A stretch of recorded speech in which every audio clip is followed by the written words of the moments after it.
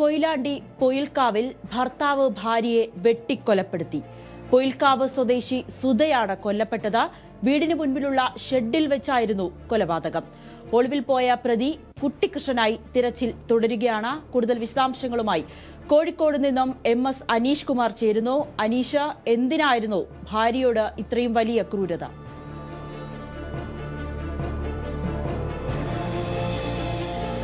നവമി, ഇരുവരും തമ്മിൽ കുറച്ച് നാളുകളായി തന്നെ പരസ്പരം കലഹമുണ്ടാകുന്നത് പതിവാണ് എന്നാണ് നാട്ടുകാർ പറയുന്നത്. ഒപ്പം മദ്യപിച്ച് വീട്ടിലെത്തിയ ശേഷം ഇയാൾ ഭാര്യയുമായി നിരന്തരം വഴക്കടിക്കുകയും ചെയ്തിരുന്നു. ഇത്തരം ഉണ്ടായ ഒരു വഴക്കിനൊടുവിലാവാം ഇത്ര ക്രൂരമായ ഒരു കൊലപാതകം നടന്നത് എന്നൊരു നിഗമനത്തിലാണ് പോലീസ് ഉള്ളത്. എന്തായാലും സുധ എന്ന 52 വയസ്സുള്ള വീട്ടമ്മയാണ് മരിച്ച നിലയിൽ വീട്ടിനുള്ളിൽ കണ്ടെത്തിയത്. അല്ലെങ്കിൽ ഒരു പുതിയ വീട് നിർമ്മാണം നടക്കുന്നുണ്ട്. ഇതിനോട് ചേർന്ന് തന്നെ ടർപ്പോളിനൊക്കെ ഇട്ടൊരു താൽക്കാലികമായ ഷെഡ് നിർമ്മിച്ചിരുന്നു.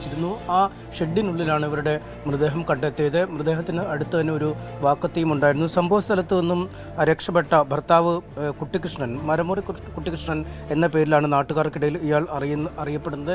ഇയാൾക്ക് വേണ്ടിയുള്ള തെരച്ചിൽ ഊർജിതമായി തന്നെ പോലീസ് നടത്തുന്നു. ലുക്കൌട്ട് നോട്ടീസിന് സമാനമായ നടപടികളാണ് ഇപ്പോൾ പോലീസിൻ്റെ ഭാഗത്തു നിന്നും കൈക്കൊണ്ടിരിക്കുന്നത്. ഇയാളുടെ ചിത്രങ്ങളും മറ്റുമൊക്കെ വിവിധ ഗ്രൂപ്പുകളിലും മറ്റുമൊക്കെ അയച്ചിരിക്കുന്നു. പോലീസിൻ്റെ നമ്പറുകൾ, ഇയാളെക്കുറിച്ച് എന്തെങ്കിലും വിവരം ലഭിച്ചാൽ പോലീസിനെ അടിയന്തരമായി ബന്ധപ്പെടണമെന്ന് ചൂണ്ടിക്കാട്ടിയുള്ള അറിയിപ്പുകളും നൽകിയിട്ടുണ്ട്. ഇയാൾ പതിവായി പോകാറുള്ള കള്ള് ഷാപ്പുകൾ, സുഹൃത്തുക്കളുടെ വീടുകൾ, മറ്റ് ആ മേഖലയിലുള്ള ഒളിത്താവളങ്ങൾ എന്നിവിടങ്ങൾ കേന്ദ്രീകരിച്ച് പോലീസ് ഇപ്പോൾ അന്വേഷണം നടത്തുന്നുണ്ട്. ബസ് സ്റ്റാൻഡ്, റെയിൽവേ സ്റ്റേഷൻ തുടങ്ങിയ ഇടങ്ങളിലും ഇയാൾക്ക് വേണ്ടി തെരച്ചിൽ നടത്തുന്നുവെന്നാണ് പോലീസ് അറിയിച്ചിരിക്കുന്നത്. ഈ അപകട സ്ഥലത്ത് നേരത്തെ ഡോഗ് സ്ക്വാഡ് പരിശോധന നടത്തിയിരുന്നു. ഈ സംഭവം നടന്ന സ്ഥലത്ത് നിന്നും ഏതാണ്ട് 500 മീറ്ററോളം ദൂരെ പോലീസ് നായ പോയെങ്കിലും പിന്നീട് തിരികെ പോരുന്ന ഒരു സാഹചര്യം ഉണ്ടാവും. എന്തായാലും ഈ വഴിയിലൂടെ ആവാം പ്രതി രക്ഷപ്പെട്ടത് എന്നൊരു നിഗമനത്തിലാണ് പോലീസ് ഉള്ളത്. ഒരുപാട് വീടുകൾ സ്ഥിതി ചെയ്യുന്ന ഒരു ഇടമാണ്.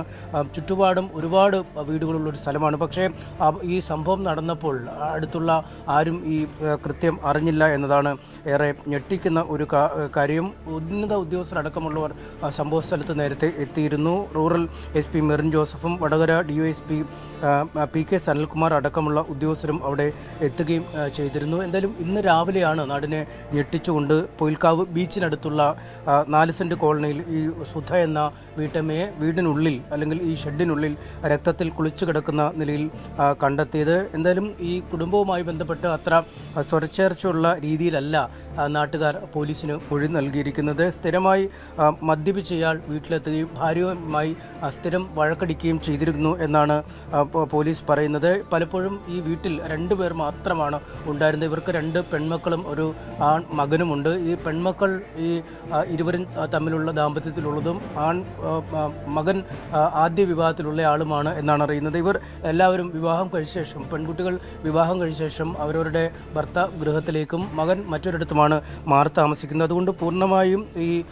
ഇവർ മാത്രമാണ് ഈ വീട്ടിലുണ്ടാകുന്നത്. പലപ്പോഴും ഇത്തരം സ്ഥിരമായി വഴക്കുണ്ടാവുന്ന ഒരിടമായതുകൊണ്ട് തന്നെ അവിടെ നിന്ന് എന്തെങ്കിലും ഒച്ചപ്പാടോ ബഹളമോ ഒക്കെ കേട്ടാൽ നാട്ടുകാർ അത്ര കാര്യമായി ഗൗനിക്കാറില്ല. പലപ്പോഴും ഇരുവരും തമ്മിൽ വഴക്കടിക്കുമ്പോൾ ചില സമയങ്ങളിലൊക്കെ നാട്ടുകാർ ഇടപെടുമെങ്കിലും അവർ പിറ്റേ ദിവസം മുതൽ വീണ്ടും ഒന്നിച്ചു ചേരും, അല്ലെങ്കിൽ ആ രീതിയിൽ മുന്നോട്ട് പോകുന്നുണ്ട്. തന്നെ ഒരു കുടുംബത്തിലുണ്ടാകുന്ന ഒരു കലഹത്തിനപ്പുറം മറ്റു കാര്യങ്ങൾ ഇവർ ധരിക്കാറില്ല. ഇന്ന് രാവിലെ തൊഴിലുറപ്പ് പദ്ധതിയുമായി ബന്ധപ്പെട്ട് ഇവരുടെ വീടിനടുത്തൊരു ജോലി നടന്നിരുന്നു. ഇതിൻ്റെ ഭാഗമായി ജിയോ ടാഗിങ്, അതായത് ഫോട്ടോ എടുത്ത് അപ്ലോഡ് ചെയ്യുന്ന തരത്തിലുള്ള ജിയോ ടാഗിങ്ങിനായി എത്തിയ തൊഴിലുറപ്പ് തൊഴിലാളികളാണ് ഈ മൃതദേഹം കണ്ടെത്തുന്നത്. സുധയെ ഏറെ നേരം വീടിന് പുറത്തു നിന്ന് ഈ തൊഴിലാളികൾ വിളിച്ചിട്ടും മറുപടി ഇല്ലാതെ വന്നതോടുകൂടി പിന്നീട് ഇവരുടെ മകളെ വിവരം വിളിച്ച് ചോദിച്ചു. ഇവർ ഇല്ലേ എന്ന് മകളെ വിവരം ചോദിക്കുകയും മകൾ ഫോൺ റിങ് ചെയ്തപ്പോൾ ഈ വീടിനുള്ളിൽ തന്നെ ഫോൺ ബെൽ അടിക്കുന്നത് കേട്ടു. പിന്നീട് ഈ വീട് തുറന്ന് നോക്കിയപ്പോഴാണ് ഈ രക്തത്തിൽ കുളിച്ചു കിടക്കുന്ന മൃതദേഹം കാണുകയും ഈ പഞ്ചായത്ത് മെമ്പർ അടക്കമുള്ളവരെ വിവരം അറിയിക്കുകയും പിന്നീട് പോലീസ് ഉദ്യോഗസ്ഥർ സ്ഥലത്തെത്തുകയും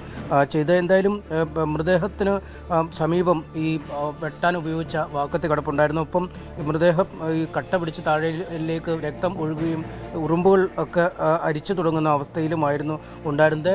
പക്ഷേ ഇന്നലെ രാത്രിയോ പുലർച്ചെയോ ഒന്നും ഈ വീട്ടിൽ നിന്നും വലിയ തോതിലുള്ള ശബ്ദമോ അല്ലെങ്കിൽ ഒച്ചപ്പാടോ ബഹളമോ വഴക്കോ ഒന്നും കേട്ടില്ല എന്ന് നാട്ടുകാർ പറയുന്നുണ്ട്. ഒരുപക്ഷെ ഈ വായൊക്കെ അമർത്തി, വായൊക്കെ മൂടി കെട്ടിയൊക്കെ ആവാം ഒരുപക്ഷെ ഈ കൊലപാതകം ചെയ്തത്. മദ്യപാനത്തിൻ്റെ പേരിലുണ്ടായ തർക്കം വലിയ ഒരു പ്രകോപനത്തിലേക്ക് നീങ്ങുകയും ഭാര്യയെ കൊലപ്പെടുത്തുകയും ചെയ്തു എന്ന ആവാം നമുക്കൊരു വിലയിരുത്തൽ ഉണ്ടാവാൻ കഴിയുന്നത്. എന്തായാലും മദ്യപാനത്ത് മൂലമുള്ള ഇത്തരത്തിലെ പ്രശ്നങ്ങൾ അടുത്ത കാലത്തായി വളരെയധികം വർദ്ധിച്ചു വരുന്ന ഒരു സാഹചര്യമുണ്ട്. പലപ്പോഴും ഈ മയക്കുമരുന്ന് ഉപയോഗിക്കുന്നവരും മദ്യത്തിൻ്റെ ഒരു അമിത ലഹരിയിലേക്ക് നീങ്ങുന്ന ആളുകളുമൊക്കെ ഭാര്യമാരെ കൊല്ലുന്ന ഒരുപാട് കേസുകൾ കഴിഞ്ഞൊരു വർഷത്തിനിടയിൽ പോലും കോഴിക്കോട് ജില്ലയുടെ വിവിധ ഇടങ്ങളിൽ നിന്നായി താമരശ്ശേരി പോലുള്ളിടങ്ങളിൽ ഈ മയക്കുമരുന്നിൻ്റെ ഒരു അമിത ഉപയോഗത്തെ തുടർന്നാണ് ഇത്തരം കാര്യങ്ങൾ റിപ്പോർട്ട് ചെയ്യപ്പെടുന്നത്. എന്തായാലും ഈ കൃഷ്ണൻകുട്ടിക്ക് വേണ്ടിയുള്ള തെരച്ചിൽ ഊർജിതമായി തന്നെ പോലീസ് തുടരുന്നുണ്ട്.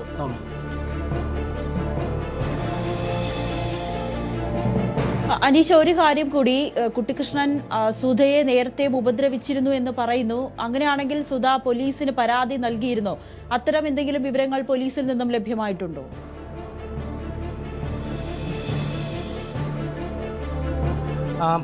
അങ്ങനൊരു പരാതി നൽകിയതായി പോലീസിൽ നിന്ന് ഇപ്പോൾ വിവരം ലഭിക്കുന്നില്ല. കാരണം നമുക്കറിയാം, പലപ്പോഴും ഈ കുടുംബങ്ങളിൽ പലതരത്തിലുള്ള അസ്വാരസ്യങ്ങൾ അല്ലെങ്കിൽ മദ്യപാനത്തെ ചൊല്ലിയുള്ള പ്രശ്നങ്ങളൊക്കെ പതിവായി നടക്കാറുണ്ട്. ഈ വീട്ടിലാണെങ്കിലും പലപ്പോഴും ഇരുവരും തമ്മിലുള്ള പ്രശ്നങ്ങൾ നടക്കുമ്പോൾ അയൽവാസികളടക്കം ഇടപെടുന്ന ഒരു സാഹചര്യം ഉണ്ടാകും. പക്ഷേ അതിനുശേഷം വീണ്ടും പിറ്റേ ദിവസം തന്നെ ഇവരവരുടെ സാധാരണ ജീവിതത്തിലേക്ക് മടങ്ങുകയും അവരുടെ സാധാരണ രീതിയിലുള്ള ഒരു ഇടപെടലുകൾ ഉണ്ടാവുകയും ചെയ്യും. അതുകൊണ്ട് പലപ്പോഴും ഇത്തരം കുടുംബത്തിനുള്ളിലെ ആഭ്യന്തര പ്രശ്നങ്ങൾ ഉണ്ടാകുമ്പോൾ പുറത്തുള്ളവരുടെ ഇടപെടലിന് പലപ്പോഴും പരിമിതികളുണ്ട്.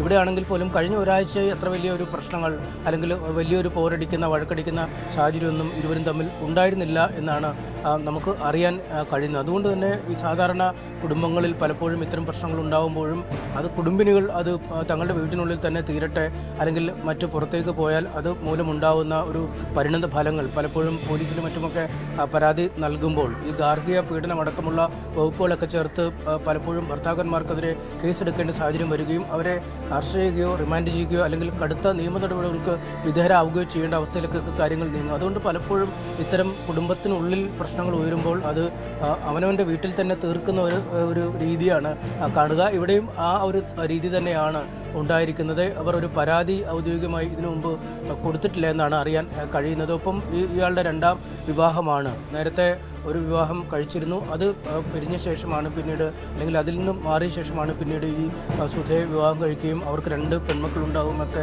ചെയ്യുന്നത്. എന്തായാലും നേരത്തെ മുതൽ തന്നെ ഒരു കലഹങ്ങൾ ഉണ്ടായിരുന്ന ഒരു വീടാണ്. അതുകൊണ്ടാണ് ഇത്രയും ഒരു ദാരുണമായ ഒരു കൊലപാതകം നടന്നിട്ടും തൊട്ടടുത്ത് താമസിക്കുന്ന ഒരുപാട് വീടുകൾ സ്ഥിതി ചെയ്യുന്ന ഒരു സ്ഥലമാണ് ബീച്ചിനോട് ചേർന്നുള്ള ഈ 4 സെൻറ്റ് കോളനി ഭാഗമൊക്കെ. പക്ഷേ ഇത്രയധികം പ്രശ്നങ്ങൾ നടന്നിട്ടും അയൽവാസികൾ പോലും എത്തി നോക്കുകയോ അല്ലെങ്കിൽ ഒരു അറിയുകയോ ചെയ്യാതിരുന്നതിൽ പോലും അസ്വാഭാവികതകളുണ്ട്. അപ്പം രാവിലെ ഈ 8:30 ആയപ്പോൾ പോലും വീടിൻ്റെ കതവ് തുറക്കുകയോ പുറത്തേക്ക് ആരെയും കാണുകയോ ചെയ്യാത്തപ്പോൾ പോലും അയൽവാസികൾക്കൊന്ന് നോക്കണമെന്നൊരു സ്ഥിതി വരാറുള്ളത്. കാരണം ഇവരുടെ ഒരു ജീവിതശൈലിയും ഇയാളും മറ്റുള്ള ആളുകളുമായി ഇടപഴകുന്ന രീതിയും ഒക്കെ വെച്ച് കണക്കാക്കുമ്പോഴാണ് അങ്ങനെ ഒരു നിഗമനത്തിലെത്താൻ കഴിയുന്നത്. എന്തായാലും തൊഴിലുറപ്പുമായി ബന്ധപ്പെട്ട ഫോട്ടോ എടുക്കുന്നതിനായി അവർ മറ്റുള്ള ആളുകൾ വീട്ടിലെത്തിയപ്പോഴാണ് ഇത്തരമൊരു ദാരുണമായ കൊലപാതകത്തെക്കുറിച്ച് അറിയുന്നത്.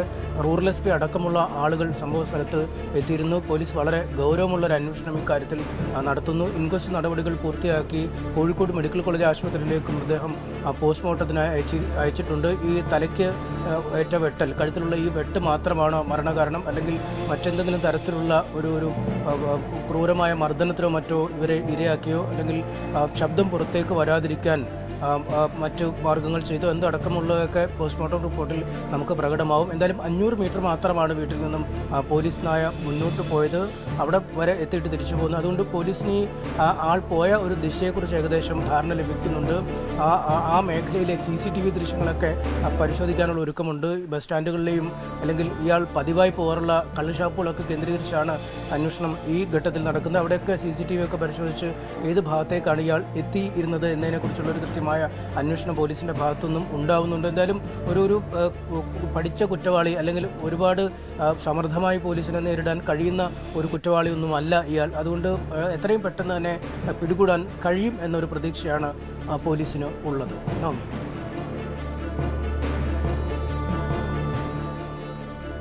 ശരി, കോഴിക്കോട് നിന്ന് MS അനീഷ് കുമാറാണ് വിശദാംശങ്ങൾ നൽകിയത്. കോഴിക്കോട് കൊയിലാണ്ടിയിലാണ് ഭാര്യയെ ഭർത്താവ് അതിക്രൂരമായി വെട്ടിക്കൊലപ്പെടുത്തിയത്. ഭർത്താവിനായി തിരച്ചിൽ തുടരുന്നു. കൂടുതൽ വാർത്തകൾക്ക് News 18 Keralam YouTube channel subscribe ചെയ്യുക.